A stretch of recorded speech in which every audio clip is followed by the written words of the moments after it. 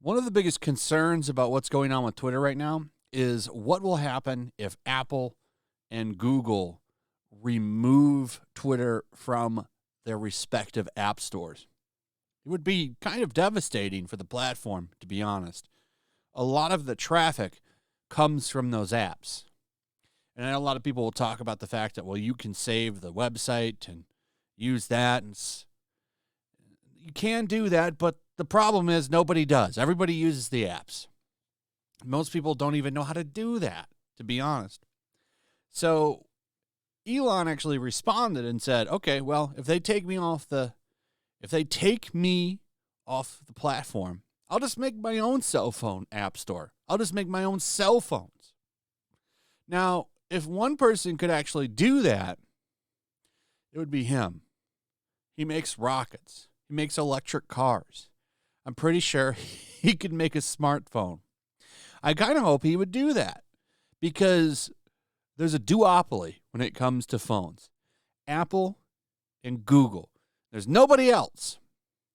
Now, somebody tried to do something once. They called it the Freedom Phone. It wasn't a very good phone. You still need to compete. And I think that he could actually make a phone that would compete with these people. And that would kind of level the playing field a little bit. I think a lot of people are craving something like this because there should be more options, right, than just Apple and Google.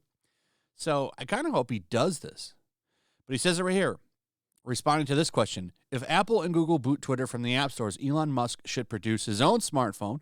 Half the country would happily ditch the biased, snooping iPhone and Android. The man builds rockets to Mars. A silly little smartphone should be easy, right? And he says, I certainly hope it does not come to that, but yes, if there's no other choice, I will make an alternative phone. And I think that that would be pretty cool. I hope he does it.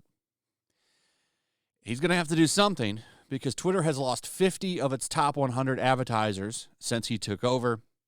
You know why that is. I've talked about it. It's because he's doing things like letting people come back. He's about to unban everybody next week. This is going to be hilarious when that happens, too. I can't wait to see what happens when all these accounts come back. But people are bitching about this because it used to be just one side that got banned, right?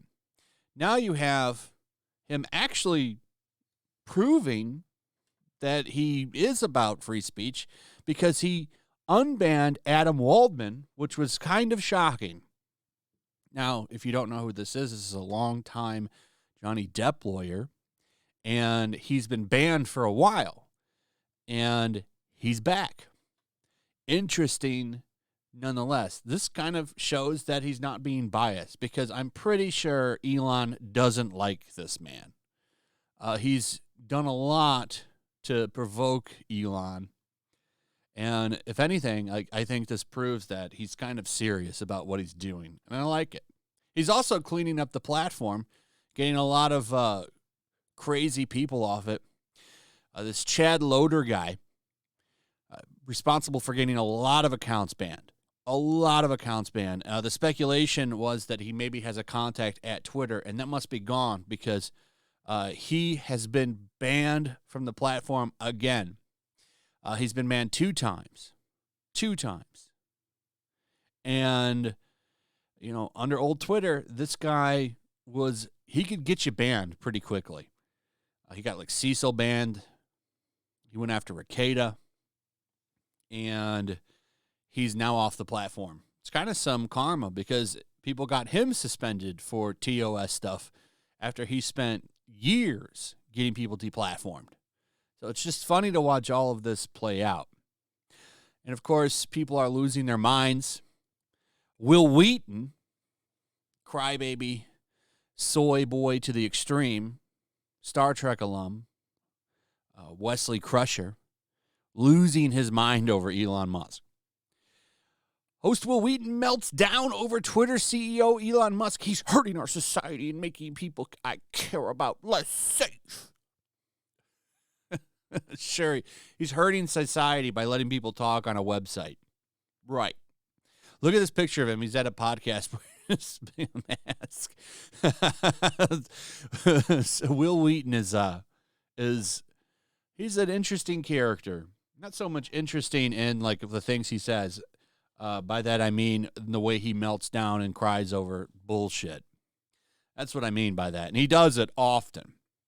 So he went to Instagram and posted this. I'm pretty sure he's not on Twitter anymore. I mean, look at this cope. Look at this cope, this guy. Calls all of his fans an army of fools, by the way. So any of you that are fans of him, he's saying you're stupid. I just want to read a little bit here at the bottom. So what does he do? He bullies and threatens and harasses and trolls and behaves like the weak, scared, insecure child he has always been. It's a tragedy for him, but it's dangerous for us. He doesn't care what he destroys or who he hurts as he chases this existential thing he can never have. You know the saying, hurt people hurt people. He's a hurt person who is hurting our society, making people I care about less safe. The consequences of this man's midlife crisis are global, and that terrifies me. So, crybaby Will Wheaton having a meltdown. I imagine he was probably crying when he wrote that, which, you know, makes sense given Will Wheaton's history. I think it's sad and pathetic. Why don't you just leave Twitter? Will Wheaton is so desperate for work, and that's what that is. I always call this stuff, like I see it, it's a job application. Will Wheaton, nobody wants him. This is why he's desperate. He's so desperate to stay in kind of the limelight that he does this. That's why he does it.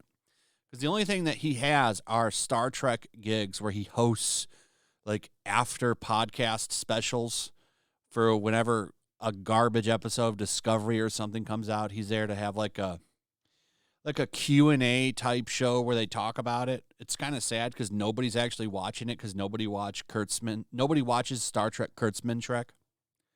So he looks even more and more pathetic. Like this picture where he looks super pathetic.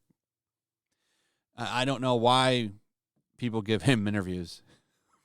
Would anybody tune in for them? This video probably won't even do that well.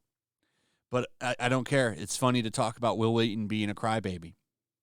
You know what this is all about. It's because he's been going after the woke, like woke Hollywood. They're upset. They don't like this. And he's actively out there talking about the woke mind virus. They don't like that. They don't want people talking about that because they want it to keep going. Anyway, that's pretty much it. Let me know what you guys think about all this in the comments below. Also, if you would, please like, subscribe, share the video. Make sure you're still subscribed. Hit that notification bell. Check out my Rumble and my Locals, and I'll see you on the next one. Peace. Make sure to check out my Locals. There's a link in the description. It's a fun community that I'm trying to build over here.